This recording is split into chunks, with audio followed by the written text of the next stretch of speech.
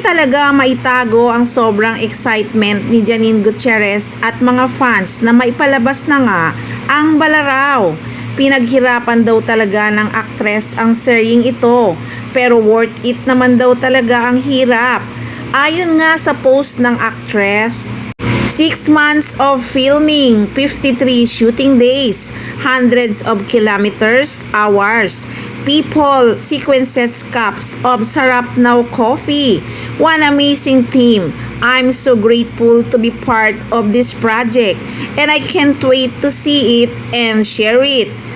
I always express how lucky I feel to be part of this, and I just am so thankful for every single person on the set.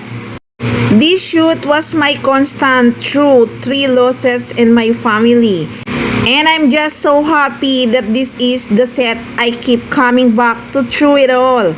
Thank you to the cast and crew and staff that I can't tag yet for this giant adventure. See you soon and share it with you all soon.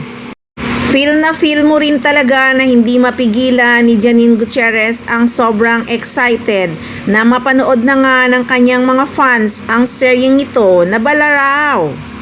Sa location pa lang talagang makikita mong pinaghirapan talaga nila ang seryeng ito. So sa ngayon, medyo relax muna ang actress. Nood pa nga lang ng TV, nakapost pa sa kanyang social media account. Napost din niya ang kasala ni Ken and Sam.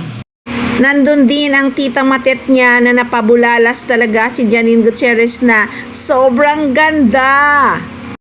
Pati nga si Matet natawa talaga kay Janine Gutierrez kasi grabe talaga ang paghanga ng aktres sa kanyang tita Matet.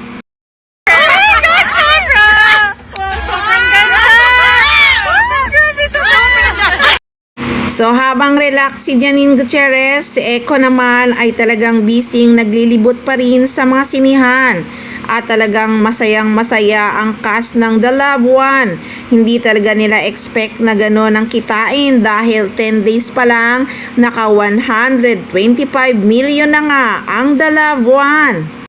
Hindi kagaya ng Quezon, sad to say na hindi daw talaga umabot ng 100 million ang kinita ng movie ni Eko at ni Karil.